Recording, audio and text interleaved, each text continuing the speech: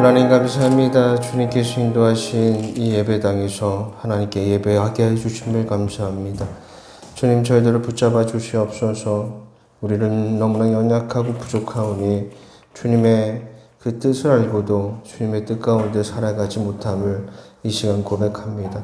주님 도와주셔서 주님께서 인도하시는 그 길을 따라갈 수 있도록 저희들에게 용기를 주시고 믿음을 주셔서 주님, 저희들이 주님과 함께 할 수 있는 그런 삶들을 살아갈 수 있도록 도와주시옵소서. 오늘도 말씀을 전하고 들을 때에 하나님의 뜻이 어디에 있는지를 기억하면서 온전한 말씀을 깨닫고 온전한 복음을 깨달아서 주님 그 복음을 통해 주시는 믿음으로 저희들이 구원을 얻을 수 있는 귀한 은혜가 이 시간에 있도록 허락하여 주시옵소서. 감사하며 예수님의 이름으로 기도하였습니다. 아멘. 하나님의 말씀은 로마서 1장 1절부터 6절까지의 말씀입니다.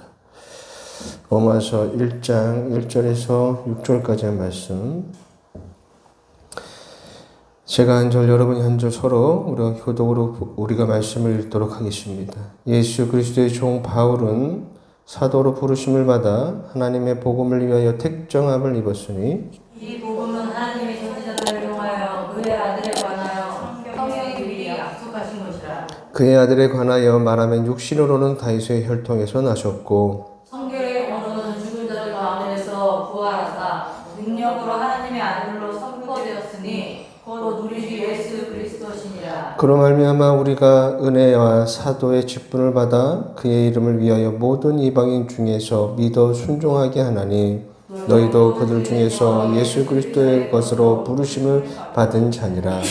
아멘. 자, 본문의 말씀을 조용히 잠시 묵상하는 시간을 갖도록 하겠습니다.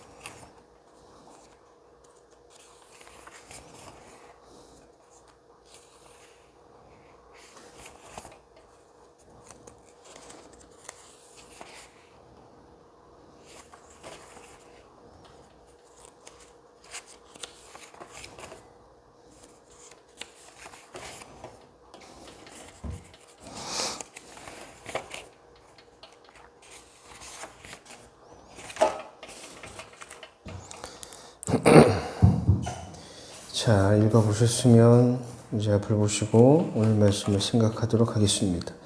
원래는 우리가 이제 지난주까지 로마서 4장까지 말씀을 살펴봐서 로마서 이제 5장에 대한 말씀을 살펴볼 시간인데, 제가 5장을 이제 준비를 하다가 이 바울의 사도직에 관한 이야기를 하려는 마음이 들어서 오늘은 다시 로마서 1장으로 돌아와서 바울의 사도직에 관한 이야기를 좀 하려고 합니다. 바울의 사도직에 따른 그 오해, 그리고 오늘날 그 사도에 관한 잘못된 그 인식이나 신앙이 그 사도에 대한 그 잘못된 인식 때문에 교회가 어떤 위험에 빠져 있는지에 대한 이야기를 본문을 통해서 우리가 한번 생각해 보려고 합니다. 자, 바울이 다른 지역에 여러 편지를 보냈었죠. 그것이 보통 서신서인데, 다른 이제 바울이 여러 지역에다가 자기가 세운 교회도 있고, 그렇지 않은 교회에 여러 이제 신앙적인 메시지를 가지고 편지를 보냈습니다. 그런데 오늘 이 로마서를 보면 바울이 다른 지역으로 보내는 편지와는 다르게 이 로마로 보내는 편지에서는 인사말을 매우 길게 기록하고 있습니다. 로마서 1장 1절부터 17절까지가 보통 인사말인데, 바울이 이토록 길게 다른 지역으로 보내는 그 편지와는 다르게 이 로마로 보내는 이 편지에서 긴 인사말을 기록한 것은 이 로마가 바울이 세운 교회가 아니기 때문입니다. 근데 바울이 세운 교회가 아니기 때문에 긴 인사말을 할 필요가 있었느냐? 그렇습니다. 왜냐하면 당시 초대교회에서는 어떤 이들의 말보다 이 사람들의 말에 권위를 두었는데 그 사람들이 바로 사도예요. 사도들의 말에 가장 큰 권위를 두었습니다. 가장 큰 신뢰를 보냈어요. 그래서 바울은 편지 인사말에서 계속해서 자기가 사도임을 밝히는 이야기를 하고 있습니다.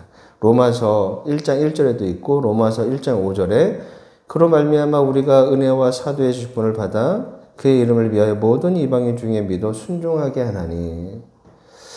바울은 자신이 계속해서 사도임을 계속 밝히고 있는데 이것은 조금 전에 제가 말씀드렸듯이 이 사도의 말이 어떤 이들의 말보다 초대교회 내에서는 권위를 가지고 있었기 때문이에요. 사도들의 결정이 곧 교회 내의 최종 결정이었습니다. 왜 이 사도들의 권한이 컸을까요? 여러분, 왜 그 사도들의 권한이 교회의 모든 최종 결정을 가지게 되었을까요? 이유는 당시에는요, 저와 여러분이 보고 있는 이 기록된 성경이 없었습니다. 기록된 성경은 없었고, 복음이 어떻게 전해졌냐면, 사람의 입과 입으로, 구전으로 복음이 전해지던 그런 시기였습니다. 그러니까, 객관에 대한 테스트가 없는 상태에서 사람의 입으로 전해지는 수많은 말들 중에서 누구의 말을 신뢰해야 될까요? 바로 사도들인 거예요. 예수를 증거하는 사람들은 많은데 그 예수를 증거하는 그 모든 사람들을 다 신뢰할 수는 없잖아요. 어떤 이는 자신의 욕심대로 예수를 이용할 수도 있는 것이고 어떤 사람은 예수를 이상하게 또 변질시켜서 예수님에 대한 이야기를 할 수도 있잖아요.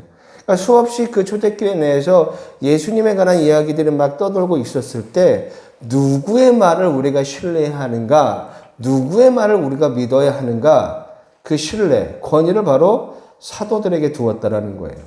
왜 초대교회는 사도들에게 그 권위를 주었냐?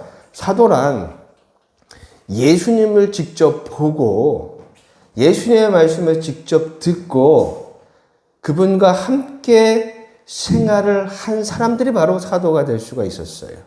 그분에게 직접 가르침을 받은 사람들. 그리고 무엇보다 가장 중요한 건 예수님께서 자신의 복음을 위해 직접 임명하시고 파송한 사람들이 사도가 되는 겁니다. 자, 누가복음 6장 13절 말씀이에요. 밝음에 그 제자들을 부르사 그 중에 12를 택하여 사도라 칭하셨으니 예수님께서 직접 택하셔서 직접 가르치시고 파송한 자들만이 사도가 될 수 있는 거예요. 그러니 12제자가 당연히 12사도가 되는 것은 당연한 일이겠죠. 예수님께서 12제자를 다 택하셨으니까. 가룟 유다가 나중에 자살을 해서 12제자에서 빠지고 나중에 초대교회에서 한 명을 더 세우잖아요. 12제자, 12사도가 되는 것입니다. 그들은 예수님을 직접 봤고요. 또 예수님의 말씀을 직접 들었고요. 예수님께 직접 가르침을 받았고 예수님과 거의 3년 동안 동고동락을 했던 사람들이에요. 그러다 보니까 그 어떤 이들의 이야기보다 직접 보고 듣고 가르침을 받고 함께한 이 제자들의 이야기가 가장 권위가 있을 수밖에 없겠죠. 성경이 없었던 시절에 이 12제자, 12사도들의 말이 곧 예수님의 말씀이었던 거예요. 그런데 바울은 다르죠. 바울은 객관적인 사실로 보면 예수님을 직접 본 사람도 아니고 예수님의 말씀을 직접 들은 사람도 아니고 직접 가르침을 받은 사람도 아닙니다. 그래서 원칙적으로 보면 바울은 사도라 말할 수가 없습니다. 우리가 기록된 성경을 통해서 바울의 회심 과정을 우리는 잘 알고 있고 또한 그가 가르쳤던, 그가 선포했던 그 편지의 메시지들을 잘 알고 있으니까 우리는 사도 바울이라고 부르고 그가 쓴 그 서신서들을 다 성경으로 인정하고 있지만 바울이 사역하던 그 당시에는 바울이 사도로서 인정을 받지 못했습니다. 12제자들은 이 12제자가 12사도가 될 수 있었던 건 객관적인 사실이 있잖아요. 예수님이 직접 봤고 예수님의 말씀을 직접 들었고 예수님께 직접 가르침을 받았잖아요. 객관적 사실이 그들에게 있습니다. 하지만 바울의 회심은 주관적이에요. 본인만 아는 거잖아요. 그래서 한때 이 초대교회 내에서는 바울의 회심을 의심하는 사람도 있었고 그가 전하는 복음의 내용을 오해하는 사람들도 있었습니다. 이걸 따지고 보면 객관적인 사실만을 가지고 보면 12제자는 교회 내의 줄이었고 바울은 비주일 수밖에 없었어요. 그래서 바울의 말보다는 12이 사도들의 말이 더 신뢰받는 그런 상황이었습니다. 그래서 바울은요, 자신의 사역 내내 자신의 사도직에 관한 변호를 해야만 했습니다. 처음에는 그의 사역의 동기를 의심하던 사도들도 그가 전하는 복음과 변화된 그의 삶을 보면서 그를 사도로 인정은 하였지만 바울의 사도직에 대한 논란은 그리 쉽게 해소되지는 못했습니다. 자, 그럼 바울은 자신에게 향하고 있는 이 사도직에 대한 논란을 어떻게 해결하려고 했을까요? 자, 고린도전서 9장 1절과 2절 말씀인데 우리 한번 읽어보도록 하겠습니다. 시작. 우리가 자연이 아니냐 사도가 아니냐 예수 우리 주를 보지 못하였느냐 주 안에서 행한 나의 일이 너희가 없느냐 다른 사람들에게는 내가 사도가 아닐지라도 너희에게는 나의 사도됨을 주 안에서 잊힌 것이 너희니라. 아멘. 여기서 보면 그 사도 바울의 그 뭔가 굉장히 분노가 좀 느껴지지 않습니까? 그러니까 오랜 시간 이 바울은요, 사람들에게 사도로 인정을 받지 못한 것 같습니다. 사도에 대한 공격을 받았어요. 교회 내 그러다 보니까 사람들은 누구의 말을 믿어요? 사도들의 말을 믿잖아요. 그러다 보니까 사도로 인정을 받지 못하니 교회 내에서 전하는 그의 복음에 대한 신뢰도도 그리 신뢰를 얻지 못했다라는 것을 우리가 예측할 수가 있잖아요.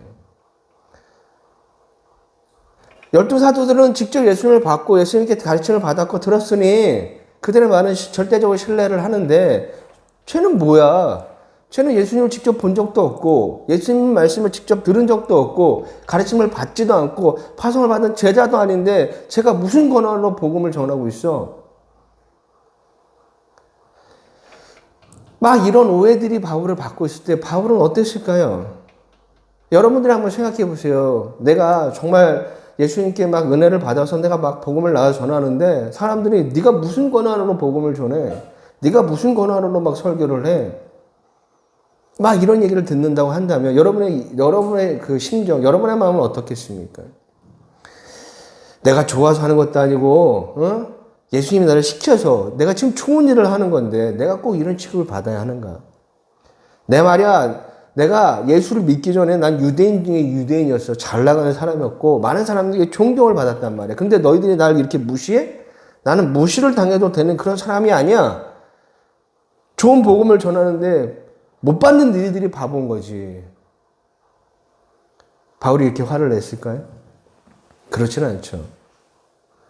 바울은 자신을 향한 그러한 논란과 자신이 전하는 이 복음에 대한 오해가 있다는 걸 너무나 잘 알고 있었습니다. 그래서 바울은 더더욱 자신을 낮췄습니다. 자신이 복음을 전하는 목적, 동기, 이유가 사람들에게 의심받지 않기 위해서 자기에게 주어진 많은 특권들을 버립니다. 당시 사도들에게는 여러 특권들이 있었던 것으로 보입니다.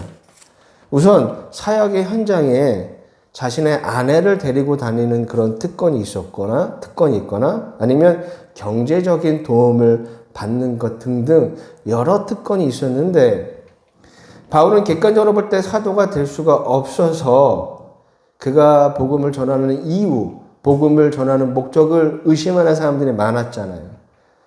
제가 돈을 벌기 위해서 복음을 전하는 사람일 수도 있고 어떤 영광을 얻기 위해서 명예를 위해서 복음을 전하는 사람일 수도 있고 교회에서 주는 여러 특권들을 얻어내기 위해서 저렇게 복음 전하는 거 아니라는 오해를 받을 수가 있었습니다. 그래서 바울은 이 사도들에게 주는 이 모든 특권들을 버렸습니다. 그렇다고 해서 사도들이 복음 전파를 집중할 수 있도록 교회에서 준 그 여러 특권들이 잘못된 것이라고 할 수는 없어요. 왜 아내를 데리고 다녔는지 모르겠지만 말씀이 기록되는 말씀을 보면 그런 권리들이 있었던 것으로 보여요. 사도들이 받았던 특권이 잘못됐다고 말하는 것이 아니라 다만 바울은 자신을 향한 이 오해들을 불식시키고 자신이 전하는 이 복음이 훼손되지 않기 위해서 사도들에게 주어지는 그 특권을 포기한 것으로 보입니다. 자, 고린도전서 9장 5절과 12절 말씀인데 먼저 5절 말씀을 보도록 할게요. 우리가 다른 사도들과 주의 형제들과 게바와 같이 믿음의 자매가 된 아내를 데리고 다닐 권리가 없겠느냐. 그러니까 아내를 데리고 다니는 권리가 있었던 것으로 보여요. 그리고 12절 말씀이에요. 우리 함께 읽어보도록 하겠습니다. 시작. 다른 이들도 너희에게 이런 권리를 가졌거든 하물며 우리일까 보냐. 그러나 우리가 이 권리를 쓰지 아니하고 범사에 참는 것은 그리스도 복음에 아무 장애가 없게 하려 함이로다. 아멘. 이게 바울의 고백이에요. 바울은 자신이 주장하는 그 사도직과 자신이 전하는 이 복음에 왜곡되는 일이 없도록 자신의 권리를 포기했습니다. 왜 그랬을까요? 사람들에게 이러한 오해를 받고 인정받지 못하고 수많은 권리를 포기하면서까지 왜 이리 사도 바울은 복음을 전하려고 했을까요? 그에게 무슨 이득이 생기기에 자기의 모든 것들, 유대인으로서 누릴 수 있는 그 모든 권리들도 또 복음을 전하는 사람으로서 가질 수 있는 그 권리들도 다 버리고 어떤 이득이 생기기에 바울은 이토록 자신을 낮추고 또 낮추면서 복음을 전하라고 애를 썼을까요? 그 이유가 무엇입니까? 바로 자신이 받은 구원의 은혜 때문입니다. 어떤 이득을 바란 것이 아니라 자신을 위해 돌아가신 그 예수님 때문에, 나를 위해 십자가에 죽으신 그 예수님 때문에, 자신의 죽음으로 나를 살리신 그 예수님의 구원 때문에 그렇게 한 것입니다. 말씀을 가르치고 잘못하면 혼내시고 벌을 내시고 징계를 내리시면 될 것을 하나님께서 나를 사랑하셔서 나를 살리시기 위해서 아들을 보내셨고 또 보내심을 받은 그 아들은 그 아버지의 뜻을 따라서 죽기 위해 이 땅에 오셨습니다. 그리고 그 아들 예수 그리스도는 아무 조건 없이 나 바울을 위해 죽으셨습니다. 내가 다시 사는 조건으로 예수 그리스도께서 죽으신 거예요. 그분의 죽음이 바울 나를 살렸습니다. 내가 이 구원, 이 은혜를 경험하니 이 복음을 전하지 않고서는 견딜 수 없는 사람이 되었던 것입니다. 그래서 사람들이 인정하든 인정하지 않든 사람들이 내 의도와 목적을 내 목적과 의도를 의심하여도 그는 복음을 전할 수밖에 없었습니다. 하지만 혹시라도 나의 자랑이, 나의 행실이, 나의 모습이 예수님의 복음을 왜곡한 일이 없도록 조심하고 또 조심하였던 것입니다.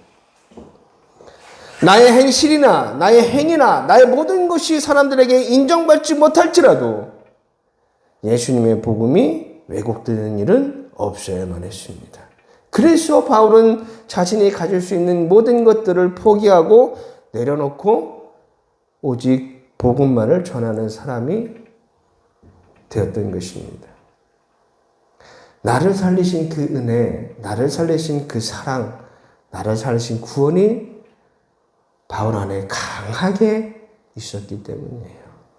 그래서 디모데에게도 아마 이런 이야기를 할 수 있었던 것처럼 보입니다. 디모데후서 1장 8절 말씀이에요. 우리 한번 읽어보도록 하겠습니다. 시작. 그러므로 내가 우리 주를 증언하노라. 또는 우리 주를 위하여 바친 자 된 나를 부끄러워하지 말고 오직 하나님의 능력을 따라 복음과 함께 고난을 받아라. 아멘.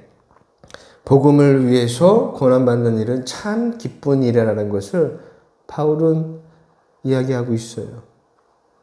복음을 위해서라면 내가 버림받는 일, 내가 소외받는 일도 기쁜 일이 될 수 있다는 것을 바울이 지금 디모데에게 이야기하고 있죠. 저는 이런 바울의 마음과 생각, 그 모습이 우리에게도 있어야 된다고 생각을 합니다. 복음을 위해서 자기 권리를 내려놓는 모습, 복음이 변질되고 복음이 오해되고 있는 이 시대에 바울과 같은 그 모습이, 그런 생각이 이 시대에 정말 필요합니다.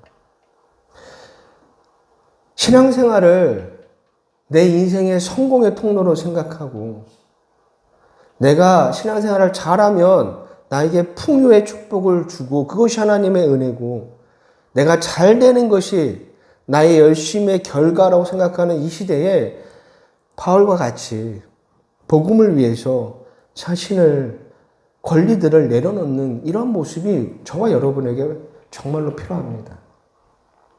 그러기 위해서는 바울이 경험한 그 구원이 저 여러분에게 있어야 됩니다. 이건 아무리 말을 해도 내려놔야 됩니다. 내려놔야 됩니다. 내려냅니다. 말을 해도 우리는 내려놓을 수가 없어요. 우리가 예수님을 믿어 구원을 얻을 때만이 가능한 일인 것입니다. 제가 오늘 로마서 5장에 대한 말씀을 전하지 않고 이 사도직에 관한 이야기를 하는 것은 바로 이 한국교회에 흐르는 잘못된 신앙들 때문인 거예요. 여러분 신사도 운동이라는 이야기를 단어를 들어보신 적이 있습니까?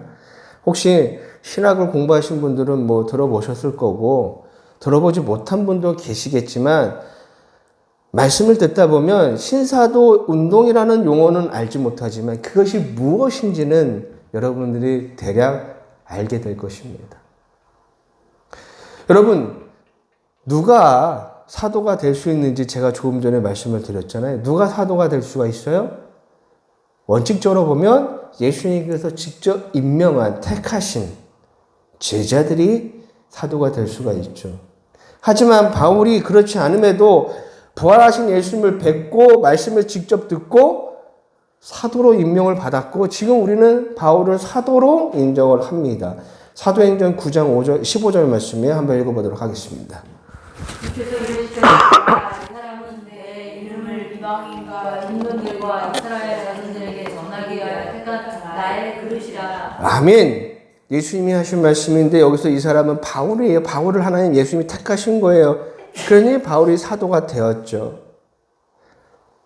아주 오래전부터 하나님 예수님께서는 바울을 택하신 거예요.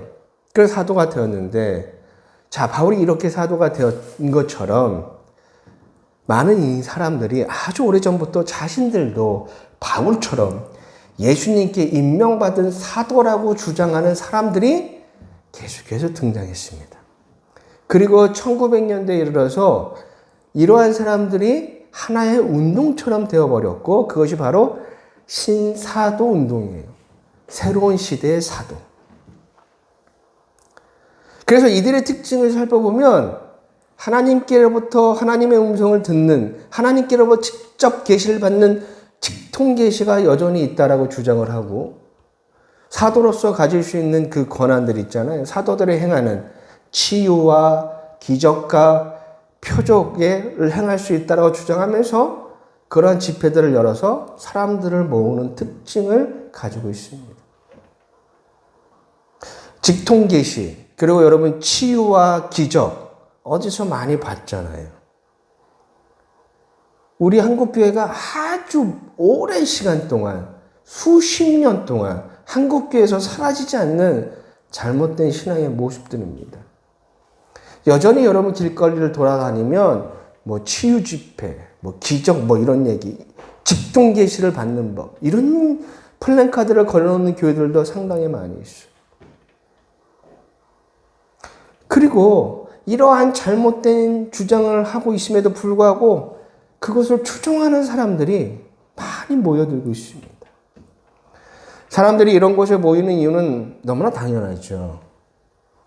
지금 내가 그것이 절실하게 필요하거든요. 내가 아프기도 하고 절박하니 세상이 고칠 수 없는 나의 아픔과 병을 고쳐준다고 하니 당연히 사람들이 모이겠죠. 또한 그러한 신기한 일들이 일어나다고 하니 궁금해서 모이는 사람들도 상당히 많이 있습니다. 여러분, 나의 이 육체적인 아픔과 병이 나으면 얼마나 좋겠습니까? 하지만 여러분, 우리에게 필요한 것은 우리의 고통의 원인이 되는 구원을 얻는 것이 더 중요한 일이에요. 육체의 고통과 병 치유는 얼마 가지 못해요.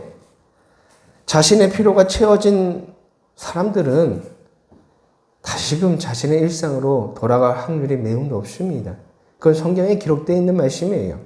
누가복음 17장 17절 말씀에 예수께서 대답하여 이르시되 10사람이 다 깨끗함을 받지 아니하였느냐? 그 9은 어디 있느냐? 자신의 필요가 자신이 간절하게 바라는 것들이 이루어지자 사람들이 예수님을 떠나간 겁니다. 여러분, 이 땅에 100년 전에 이 땅에 부흥이 일어났었죠. 근데 여러분, 이 땅에 100년 전에 있었던 그 놀라운 평양 대부흥 운동은 뭐 사람들의 병이 고쳐지고 뭐 이런 게 주가 아니었어요. 그 시절에 있었던 부흥의 모습은 이런 것이었습니다. 자신이 죄인이라는 사실을 깨닫고 자신의 잘못된 삶을 바꾸고 하나님의 가치와 뜻을 이루기 위해서 삶이 변화되는 것, 그것이 바로 이 땅에 100년 전에 있었던 놀라운 부흥의 모습이에요. 그때 사람들이요, 막 예배에 참여하고 집회에 참여하면 말씀을 들으면서 자신의 죄를 막 깨닫고 회개하기 시작합니다. 눈물로 막 회개하는데 그걸로 끝나지 않았어요. 자신이 잘못한 걸 깨닫고 자신의 삶을 고치기 위해서 노력했어요. 남에게 빼앗은 것이 있다는 것이 생각이 나면 그거에 대한 회개한 사람은 그냥 그 눈물로 끝난 것이 아니라 자신이 빼앗은 것을 그대로 돌려주려고 했고, 미워했던 사람이 있다라면 찾아가서 그 앞에 가서 용서하는 모습들이 막 곳곳에서 나타났습니다. 그게 진짜 부흥의 모습인 거예요. 하나님의 가치가 이 땅에 막 실현되는 거. 나의 생각이 변화되고 나의 삶의 목적이 변화되고 나의 삶의 태도와 모습이 변화되고 무엇이 옳은지 무엇이 잘못된 것인지에 대한 올바른 기준이 세워지는 것. 그것이 그 시대의 부흥의 모습이었어요. 그런데 지금 신사도의 운동의 영향을 받은 사람들의 신앙의 모습은 전혀 이거와 다릅니다. 우선적으로 여전히 많은 사람들이 이 신사도의 영향을 받아서 자신이 지금 직접 예수님께, 하나님께 말씀을 들었다라는, 듣고 있다는 이야기를 아무렇지 않게 하고 있어요. 하나님이 나에게 직접 말씀하시고 하나님의 음성을 들었다는 이야기들이 너무나 많아요. 막 기도 중에 이곳에 머물러라, 어디로 가라, 무엇을 해라, 나는 음성을 들었다라는 사람들의 이야기가 너무나 많습니다. 막 기도를 하는데 하나님이 이곳에 머물러라고 나에게 말씀하셨대요. 막 기도를 했더니 하나님이 나에게 저리로 가라고 말씀하셨대요. 막 기도를 했더니 중국이 아니라 유럽으로 가라고 하나님께서 말씀하셨대요. 여러분, 하나님께서 우리에게 하시는 말씀은 이미 성경에 다 기록되어 있습니다. 그리고 그 말씀은 예수 그리스도를 통해서 완성이 되었습니다. 종결이 되었습니다. 히브리서 1장 1절과 2절 말씀입니다. 우리 한번 읽어보도록 하겠습니다. 시작.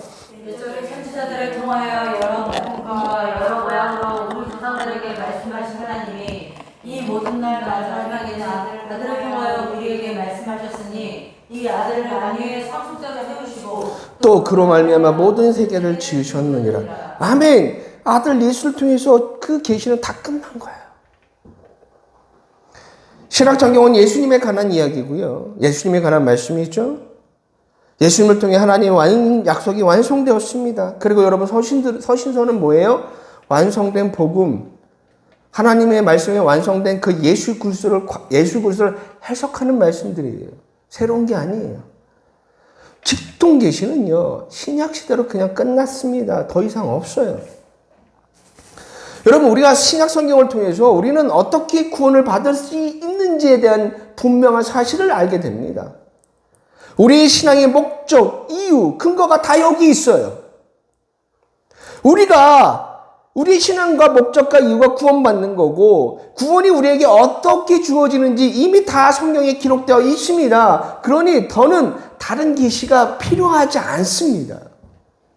요한복음 22장 18절과 19절 말씀에 내가 이 두루마리의 언의 말씀을 모든 사람에게 증언하노니 만일 누구든지 이것들 외에 더하면 하나님이 이 두루마리에 기록된 재앙들을 그에게 더하실 것이요 만일 누구든지 이 두루마리 예언의 말씀에서 제하여 버리면 하나님이 이 두루마리에 기록된 생명나무와 및 거룩한 성에 참여함을 제하여 버리시니라.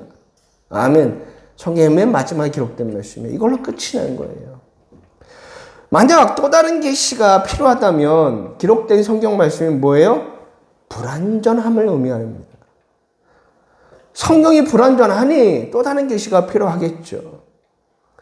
근데 여러분, 무엇이 부족하기에 또 다른 아무도 들을 수 없는 나만의 계시가 우리에게 필요할까요? 여러분, 직통 계시가 있거나 그런 걸 믿거나 아니면 내가 기도 중에 그것을 음성을 그렇게 듣고 있다라면 그건 여러분의 생각이고 여러분의 체면에 불과한 거예요. 내가 듣고 싶은 말, 계속 듣고 싶은 말을 생각하다 보니까 기도 중에 그냥 나오는 거예요. 만약에 여러분이 기도 중에 여러분 어떤 음성을 들었어요? 그건 환청입니다.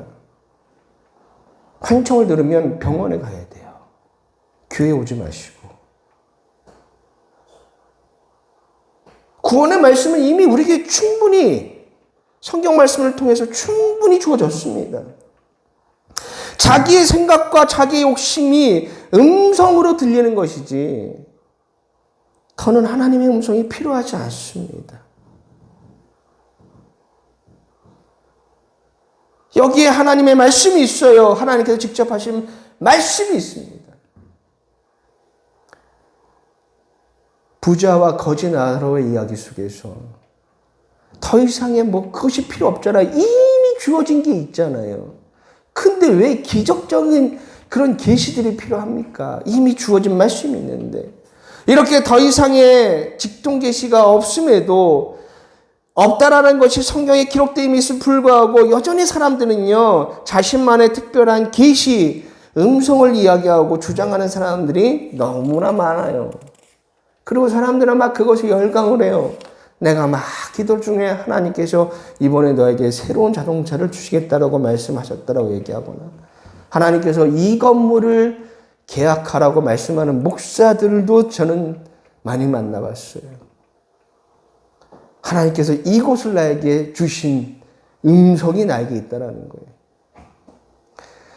그리고 사람들은 신기한 체험, 그런 신기한 체험의 이야기에 현혹을 당하죠. 그래서 나도 그런 음성을 듣기 위해서 애를 써요. 그래야 믿음 있는 사람처럼 여겨지고 그것이 곧 내가 구원받은 증거라고 생각하기 때문입니다. 그래서 여러분, 세상 사람들은 교회 다니는 사람들을 뭐라고 하는지 아십니까? 집단 체면, 집단 정신병에 걸린 사람들이라고 이야기합니다. 저 정신병자들. 왜 이런 오해를 우리가 받아야 합니까? 자꾸 없는 걸 만들어내니까 이런 오해를 받는 거 아니겠습니까?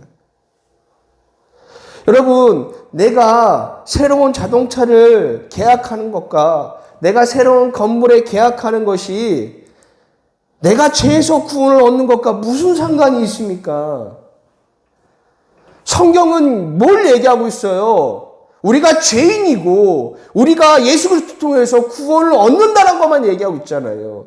그걸 위해서 하나님께서 그 긴 시간 백성들에게 말씀하시고 모든 사도들을 통해서 선지자들을 통해서 말씀하고 있는 거예요.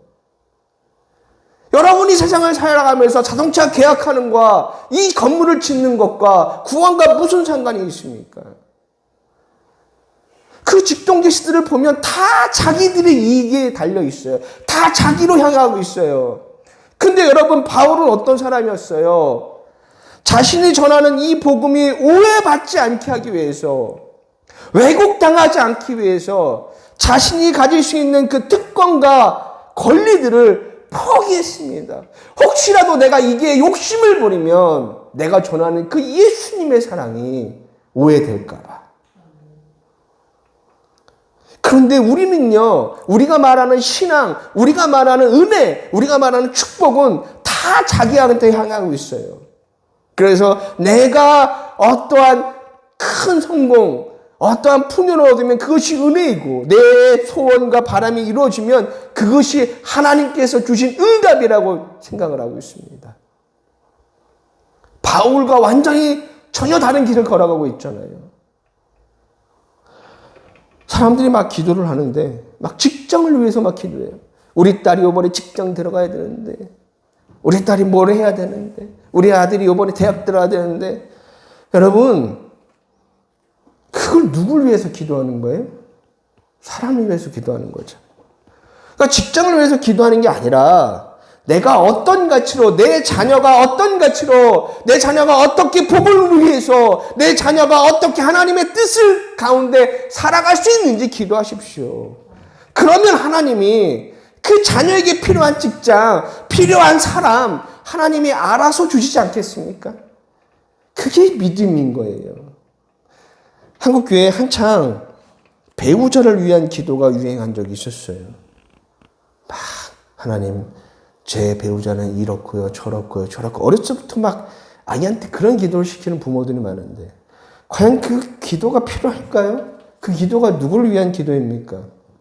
아주 구체적인 조건까지 내세우면서 그런 기도를 하는데 내가 어떠한 결과를 만들어 놓고 기도하는 건 그건 믿음이 아니잖아요.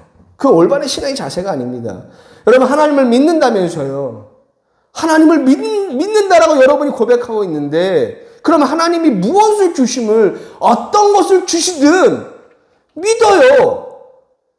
하나님이 주심을 믿고 그럼 우리가 할 일은 오늘 내가 해야 될 일을 집중하면 되는 거예요.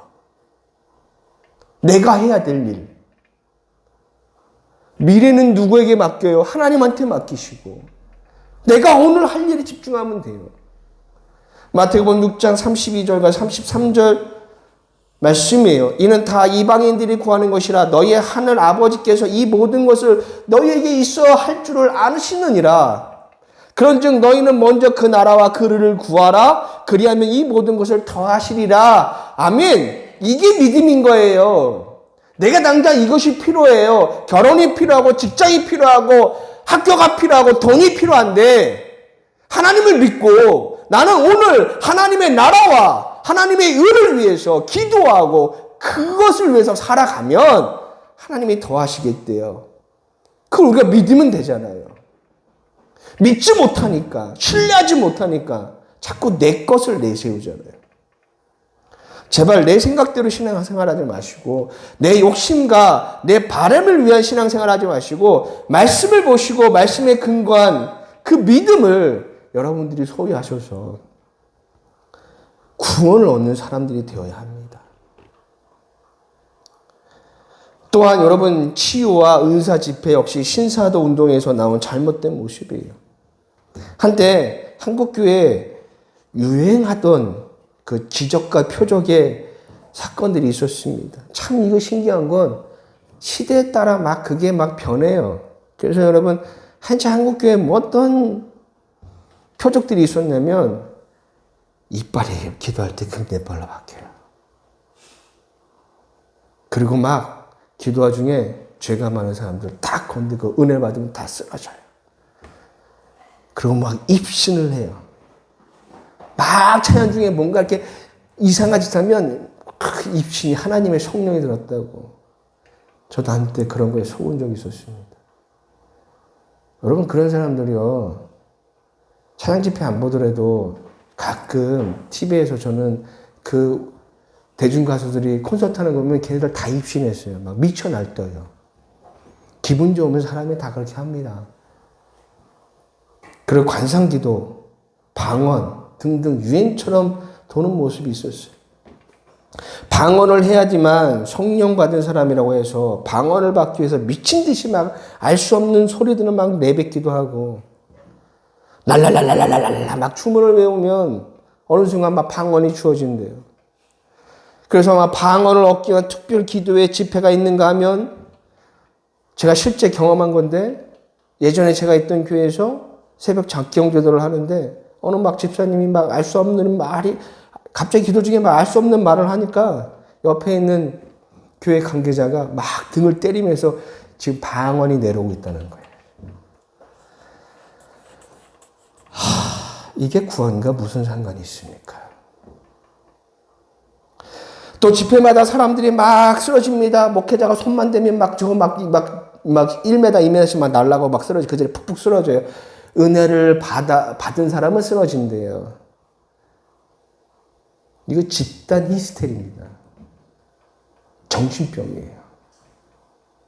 그리고 나는 안 그러면 그분에서 소외당할 것 같으니까. 또한 하나님과 깊이 관계를 맺기 위한 간상기도가 있습니다. 여러분, 간상기도는 뭔지 아세요? 어떤 언어도 쓰지 않고 어떤 이미지도 만들어지지 않고 그냥 조용히 눈 감고 가만히 하나님만 원하면 하나님과 내가 하나가 되는 거예요. 이게 도대체 뭡니까? 왜 이런 것들이 필요합니까? 구원을 모르니까 그런 얘기를 하는 거예요. 왜 사람들이 이런 것에 열광합니까? 구원을 얻지 못했으니까. 왜 나의 이빨이 금이빨로 변해야 됩니까? 이게 구원과 무슨 상관이에요? 구원을 모르니까 욕심이 없으니까 내 이빨이 금이빨 되기를 원하지 않습니까? 구원받으면 상관없어요. 기록된 말씀, 기록된 성경 말씀하시는 그 복음으로 충분하지 않다면 예수님의 구원은요, 불완전한 것이 됩니다. 예수님이 이미 다 이루어 주셨어요. 완벽하게 우리에게 구원을 받을 수 있는 그 통로를 열어주셨습니다. 요한복음 19장 30절 말씀이에요. 예수께서 신포도주를 받으시니 이르시되 다 이루었다 하시고 머리를 숙이니 영원히 떠나가시느니라. 아멘.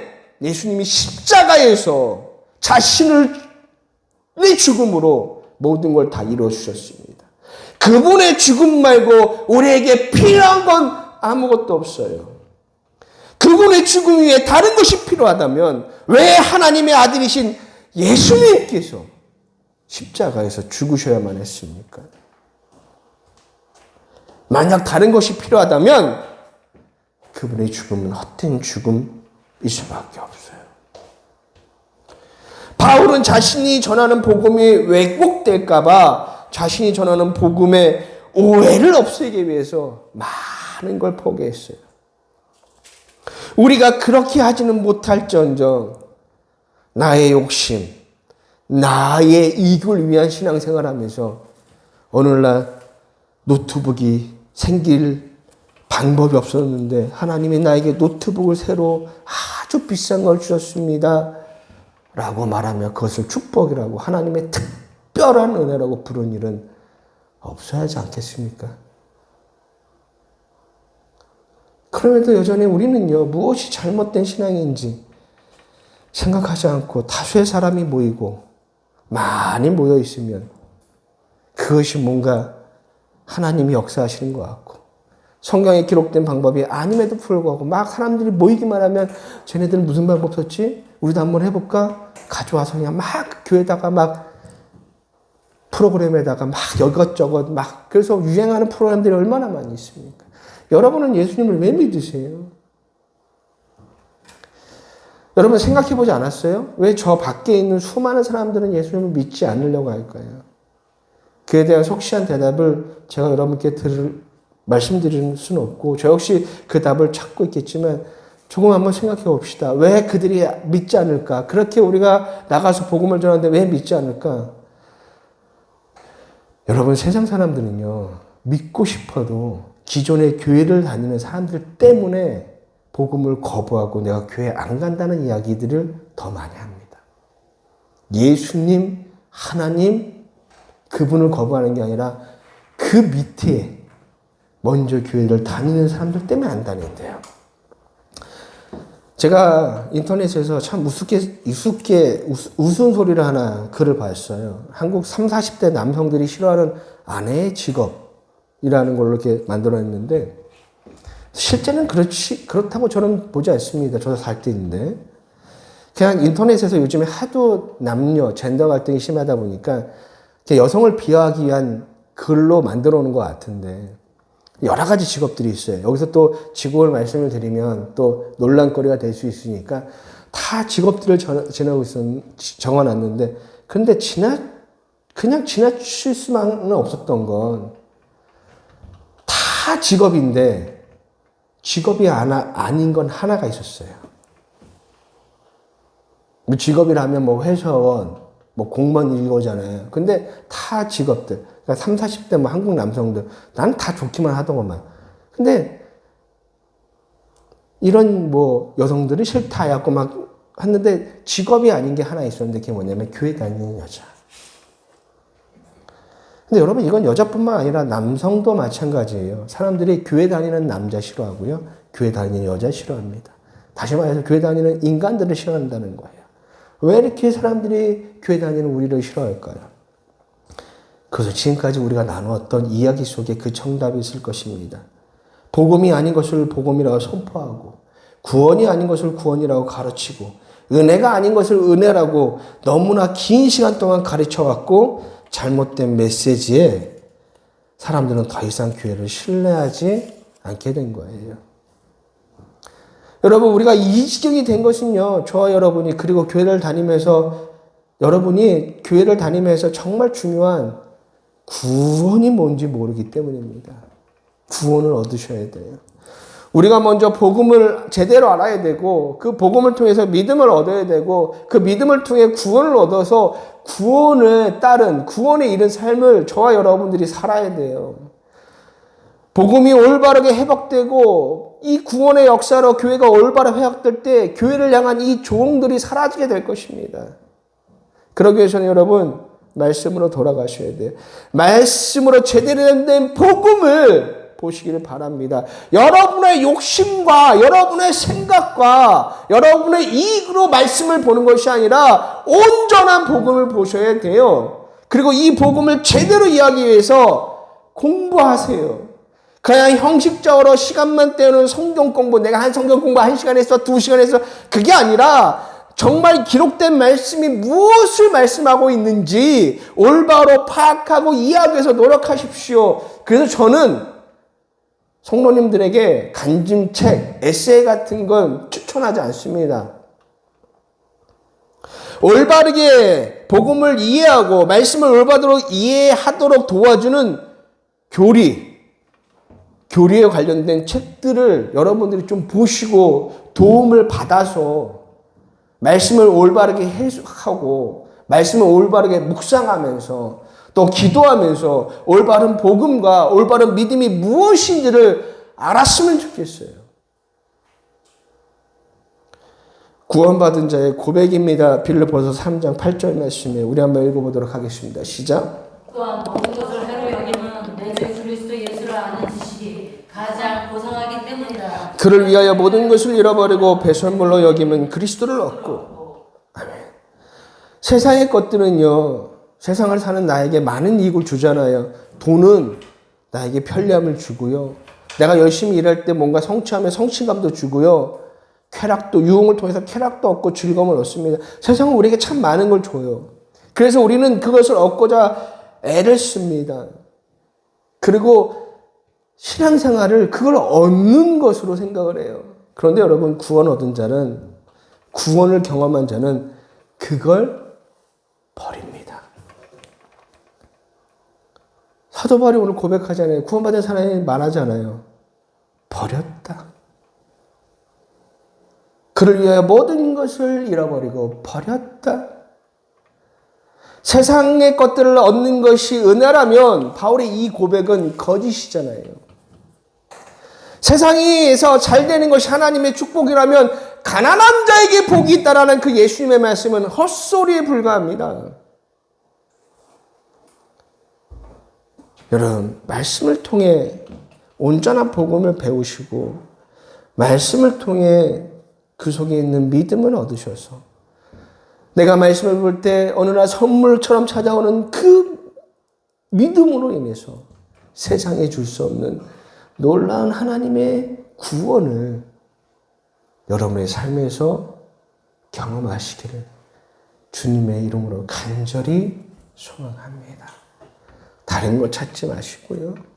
여전히 내가 구원이 무엇인지 모르겠다라면 말씀을 통해 그냥 말씀을 묵상하고 이해하기 위해 노력하시고 기도하시고, 그러면 어느 날 선물처럼 여러분에게 믿음이 찾아올 것입니다. 그리고 그 믿음은 여러분을 세상이 줄 수 없는 놀라운 구원의 그 곳으로 저와 여러분을 이끄실 겁니다. 그리고 구원을 얻으면 세상이 달라져요.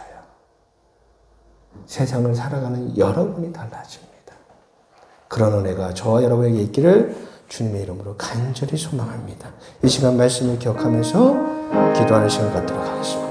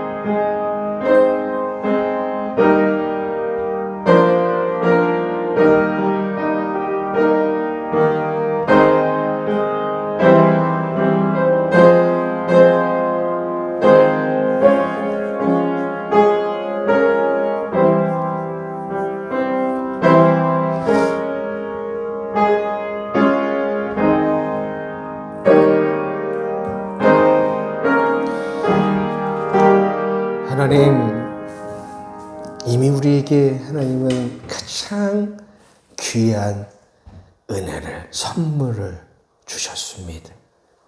구원입니다. 하나님이 수천 년 동안 그 모든 말씀을 향하고 있는 것은 바로 아들 예수 그리스도에 향하고 있고, 그 아들 그리스도께서 하나님의 그 놀라우신 약속을 완성하셨고, 그분을 통해 모든 걸 다 이루어 주셨습니다. 다른 거 필요 없습니다.